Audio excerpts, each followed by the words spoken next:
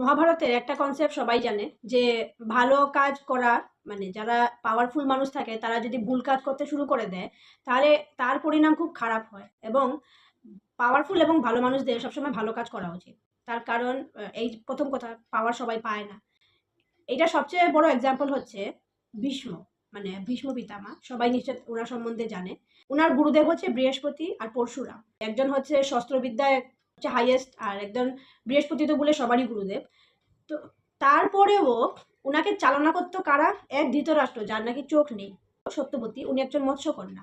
তারপরে কারা উনাকে চালনা করতো? শকুনি, যার নিশ্চয় এডুকেশন এবং কোয়ালিফিকেশন ভীষ্মর থেকে কম ছিল। তারপরে কে আসলো? তারপরে আসলো দুর্যোধন, যার বুদ্ধিতে মানে সুবুদ্ধি কম এবং দুর্বুদ্ধির বাসা বেশি ছিল।